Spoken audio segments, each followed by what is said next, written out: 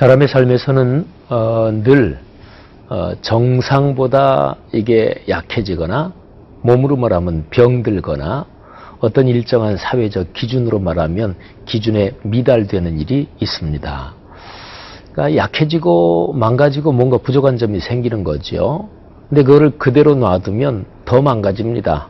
몸으로 말하면 나중에는 점점 더 병이 깊어져서 생명이 위험할 수가 있겠죠.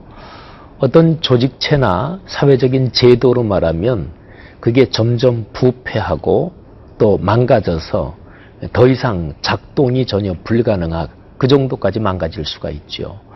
그러니까 정상에서 미달된다. 또 건강으로 보면 어디가 병들었다. 그러면 반드시 회복돼야 됩니다. 치유의 과정이 있어야 됩니다. 그러면 신앙을 생각해 보십시오. 신앙적으로 망가졌다, 병들었다, 약해졌다. 그럴 때 치유된다는 것은 무엇을 뜻하는 것일까요? 그러니까 뭐가 제대로 다시 돼야 회복됐구나, 치유됐구나 이렇게 얘기할 수 있는 것일까요? 신앙에서 제일 중요한 것, 그게 회복되면 치유되는 거예요. 그게 바로 하나님 앞에 나가서 주님을 만나는 것입니다. 그게 예배지요.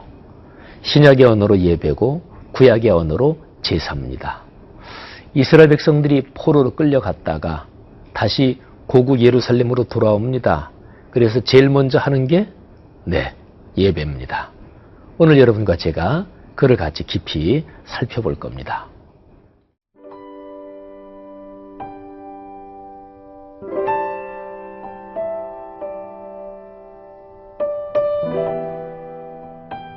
에스라 3장 1절에서 13절 말씀입니다. 이스라엘 자손이 각자의 성읍에 살았더니 일곱째 달에 이르러 일제히 예루살렘에 모인지라. 요사닥의 아들 예수아와 그의 형제 제사장들과 스알디엘의 아들 수룹바벨과 그의 형제들이 다 일어나 이스라엘 하나님의 제단을 만들고 하나님의 사람 모세의 율법에 기록한 대로 번제를 그 위에서 드리려 할세.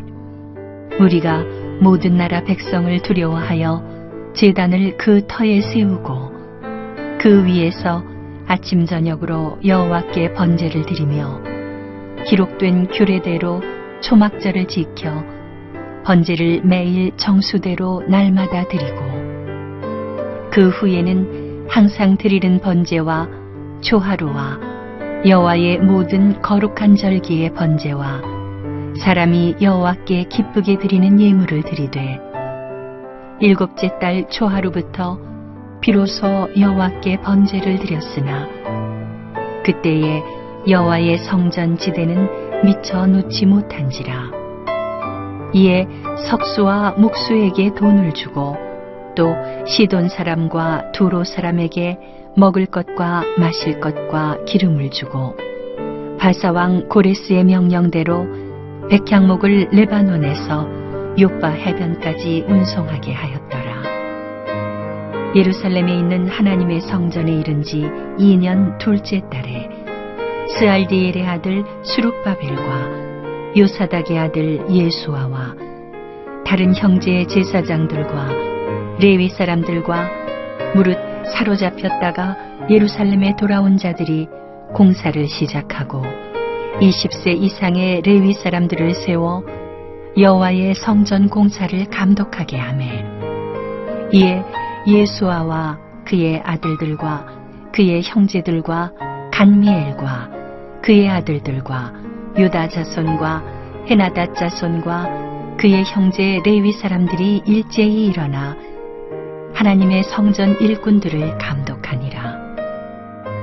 건축자가 여호와의 성전의 기초를 놓을 때에 제사장들은 예복을 입고 나팔을 들고 아삽 자손 레위 사람들은 제금을 들고 서서 이스라엘 왕 다윗의 규례대로 여호와를 찬송하되 찬양으로 화답하며 여호와께 감사하여 이르되 주는 지극히 선하심으로 그의 인자하심이 이스라엘에게 영원하시도다 하니 모든 백성이 여호와의 성전 기초가 놓임을 보고 여호와를 찬송하며 큰 소리로 즐거이 부르며 제사장들과 레위 사람들과 나이 많은 족장들은 첫 성전을 보았으므로 이제 이 성전의 기초가 놓임을 보고 대성통곡하였으나 여러 사람은 기쁨으로 크게 함성을 지르니 백성이 크게 외치는 소리가 멀리 들리므로 즐거이 부르는 소리와 통곡하는 소리를 백성들이 분간하지 못하였더라. 이스라엘 백성들이 포로지에서 귀환했거든요. 포로지는 바벨론, 거기에서 다시 예루살렘으로 돌아왔습니다. 돌아와서 당장 한번 아주 구체적인 일들을 생각해 보십시오. 당장 돌아와서 집이 있지 않았을 거 아니겠어요? 그러니까 텐트, 천막으로선 쳤겠죠. 그리고 당장 비를 피했으면 집을 이렇게 저렇게 몰로라도 짓고 그렇게 당장 매일 먹고 또는 음식을 해 먹고 그리고 물을 길어다가 먹고 뭐 매일매일 생활하는 그런 시스템부터 구축을 했을 거 아니겠어요? 그래서 그렇게 해서 이렇게 저렇게 살다가 이 귀한 자들이 전부 다 같은 장소에 예루살렘에 한꺼번에 다 모인 날이 있었습니다. 그게 바로 7번째 달이에요. 이게 아주 중요한데요. 그 3장 1절에 보면 이렇게 기록이 되어 있습니다. 이스라엘 자손이 각자의 성읍에 살았더니 7째 달에 이르러 일제히 예루살렘에 모인지라. 그러니까 7째 달 초하루 그날을 기준으로 해서 모인 것입니다. 근데 이제 7번째 달이요. 그 당시에 이제 바벨론이 뭐 전체를 점령하고 있었잖아요. 그죠? 그래서 이 바벨론, 정확히 얘기하면은 이제, 바벨론을 꺾고 페르시아의 고레스가 이제 정권을 장악했지만 그런데 이 바벨론이란 나라가 워낙 그 명성이 높아서 이 페르시아의 고레스가요. 이 바벨론을 점령하고 나서 바벨론을 꺾고 나서 자기 자신을 부르기를 바벨론의 왕이라고 초기에는 불렀어요. 어쨌든 이 상황 속에서 달력이 말이지요. 바벨론 달력을 쓰고 있었어요. 그 당시 고대 근동지방이 전부가 다. 그래서 바벨론 달력으로 말하면 7번째 달 초하루 그날 모인 거예요. 근데 7번째 달이요. 이스라엘 옛날 달력으로 말하면 한 해의 첫 달입니다. 그러니까 우리식으로 말하면 1월 1일 설날이 있죠. 정월 초하루. 근데 옛날 이스라엘 달력으로 이 1월 1일을 어떻게 정했냐면 그 먼 옛날에 애굽에서 하나님이 이스라엘 백성을 구출해 내시던 날이 있잖아요. 10번째 재앙, 마지막 재앙이 이 애굽에 내려진 그날 그 밤을 지나서 이스라엘 백성이 새벽에 나오잖아요. 하나님이 명령하십니다. 너희 여기에서 구원받은 요 날을 한 해의 첫 달 그리고 첫날이 되게 해라. 그래서 그날이 1월 1일이에요. 근데 그게 이제 바벨론 달력으로 말하면 7번째 달이지요. 자, 보십시오. 이게 아주 중요하잖아요. 포로지에서 돌아왔어요. 그러면 언제 다 같이 모여서 하나님 앞에 돌아온 모든 사람들이 모여서 예배를 드려야 할까요? 날 잡아야 되잖아요. 그죠? 날 잡는 건 중요하잖아요. 거기에 의미를 부여해야 되잖아요. 그래서 모든 사람들이 옛날 하나님께서 우리 민족을 애굽의 종살이에서 구출해내 주신 우리 민족의 달력으로 정월 초하루 날 거기에 맞춰서 싹 다 모인 거예요. 자, 한번 생각하고 상상해 보십시다. 모인 이스라엘 사람들 심정이 어땠겠습니까? 물론 여기에 중요한 지도자 스룹바벨, 예수와 예수아는 다른 말로 여호수아라고도 그래요. 스룹바벨이 총독이고 예수아 또는 여호수아는 제사장입니다. 이 두 사람의 지도자, 그 7번째 달 초하루가 어떤 의미인지 잘 알고 있었을 거예요. 같이 모인 이스라엘 사람들도 그 의미를 다 알고 있었겠죠. 그들의 심정이 어떠했을까요? 하나님께서 우리 민족을 다시 한번 세우신다. 그 먼 옛날 우리 조상들이 애굽에서 탈출해서 하나님의 권능으로 구원을 받을 그때 위대한 역사, 하나님께서 다시 한번 우리에게 은혜를 주셔서 그 역사를 이루게 하신다. 이런 감동, 감격이 있을 것입니다. 근데 그 제일 처음 뭐를 한다고요? 그렇죠. 예배하는 것입니다. 여러분, 신앙생활에서 예배가 중요한 이유 아주 명백하죠. 예배는 하나님을 만나는 거거든요. 죄는 하나님을 등지고 떠나는 게 죄예요. 신앙이 약해지는 것은 하나님에 대한 관심이 약해지는 거예요. 그러니까 실제적으로 구체적으로 말하면 오늘날 그리스도인들의 신앙생활에서 주일에 예배를 안 드리게 되면서 등한시하게 되면서부터 신앙이 약해지는 거예요.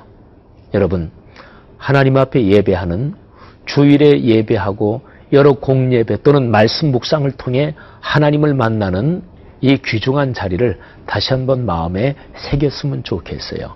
이 땅에 있는 그리스도인과 교회가 다시 한번 회복돼야 될 그 근원적인 자리가 우리의 삶에서 아주 명백하게 우리의 삶을 덮기를 간절히 바랍니다.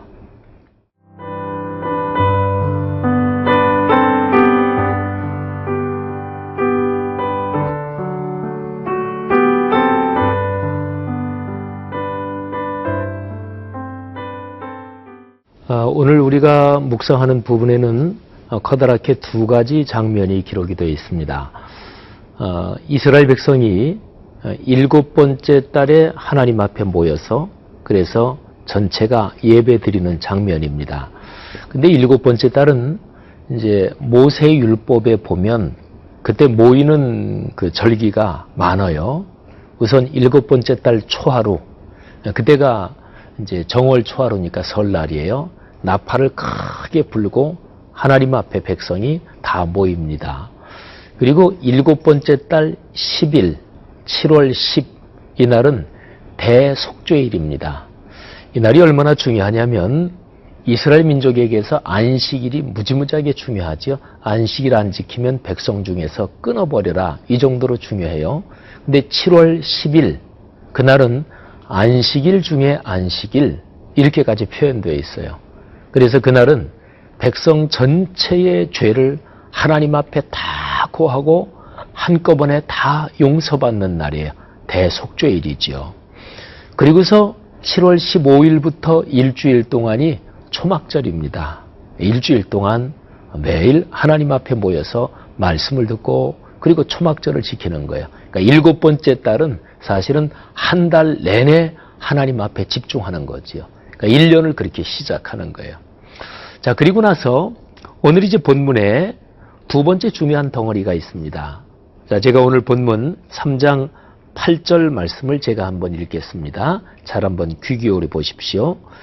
예루살렘에 있는 하나님의 성전에 이른 지 2년 둘째 달에 스알디엘의 아들 스룹바벨과 요사닥의 아들 예수아와 다른 형제 제사장들과 레위 사람들과 무릇 사로잡혔다가 예루살렘에 돌아온 자들이 공사를 시작하고 20세 이상의 레위 사람들을 세워 여호와의 성전 공사를 감독하게 하매. 아멘. 여러분, 돌아온 지 2년 2달 지난 후에 비로소 성전 공사를 시작한 거예요. 그러면 그 앞에 모인 7번째 달에 모였던 그 모임은 어디서 한 것일까요? 성전이 아직 지어지지 않았으니까 성전이 있던 장소, 거기에다가 텐트 치고 또는 성전이 있던 장소에 임시 번제단 만들어 놓고 그렇게 하나님 앞에 예배를 드린 거예요. 그리고 2년 2개월이 지난 뒤에 성전 기초 공사를 비로소 하는 것입니다. 자, 그런데 오늘 우리가 묵상하는 본문 보면 기초 공사를 하는 그날에 상반된 두 가지 반응이 있었습니다. 3장 11절, 12절, 13절에 보면 나와요. 첫째는 대성통곡입니다. 그리고 두 번째는 기쁨의 함성, 찬양의 함성입니다. 대성통곡은 이유가 그렇습니다. 나이가 많은 사람들은 주전 587년에 예루살렘이 무너질 때 그때의 성전을 눈으로 본 사람들이에요. 주전 587년에 예루살렘이 함락되고 초토화되거든요. 그리고 고레스 왕 원년 주전 538년에 1차 귀환자들이 들어와요. 그러니까 대략 한 50년 만에 1차 귀환자들이 오는 거예요. 그로부터 또 한 70년 지나서 2차 귀환자 오고 또 오고 계속 오는 거죠. 여러 번에 걸쳐서 귀환이 진행이 됩니다. 그러니까 1차 귀환자들, 그리고 여기에 성전 터를 지금 다시 기초공사를 시작하는 여기 있는 사람들 중에서 나이가 한 60대 정도 됐다. 그러면 10대 때 그 성전을 눈으로 본 사람이에요. 70 중반이다. 그러면 그거는 말할 것도 없죠. 자기 20대 중반에 그 예루살렘 성전, 솔로몬 성전을 자기의 육신의 눈으로 봤던 사람들이에요. 그 사람들의 심정이 어땠을까요? 자기 조상들이 지은 죄 때문에 예루살렘 성전이 무너지고 성이 완전히 초토화된 거, 그거를 생각하면서 대성통곡을 했던 거지요. 그런데 그래도 다행히 큰 기쁨의 함성과 찬양 소리가 더 컸습니다. 그러니까 하나님께서 이제 성전을 새롭게 다시 세우게 허락해 주시고 우리 민족이 다시 회복되고 하나님의 축복을 받는다. 바로 이 사실을 확신하고 하나님께 찬양 올리고 그리고 기쁨의 함성을 질렀던 거지요. 여러분, 우리 그리스도인의 삶도 마찬가지입니다. 지나온 과거에 죄스럽고 그리고 잘못된 것에 대해서는 아주 깊은 애통과 회개가 있어야 합니다. 통곡의 눈물이지요. 그런데 거기서 끝나면 안 돼요. 하나님께서 새로 열어주실, 하나님이 열어주시는 미래를 확신하고 감사의 찬양 그리고 기쁨의 함성이 있어야 되는 거죠. 하나님께서 이 땅의 그리스도인들과 또 오늘날 세계에 한국 교회에서 파송된 선교사분들 그리고 이 땅의 모든 그리스도인들 전체 위에 이런 축복이 있기를 바랍니다. 기도하겠습니다. 하나님 아버지 은혜를 감사합니다. 우리가 걸어온 길에 대한 깊은 애통으로 다시 한번 하나님께 올리는 예배의 자리에 모이게 하시고 거기에서 하나님이 열어주실 미래를 확신하며 감사의 찬송 또는 기쁨의 확신을 가지도록 우리를 축복해 주옵소서. 예수님 이름으로 기도 올립니다. 아멘.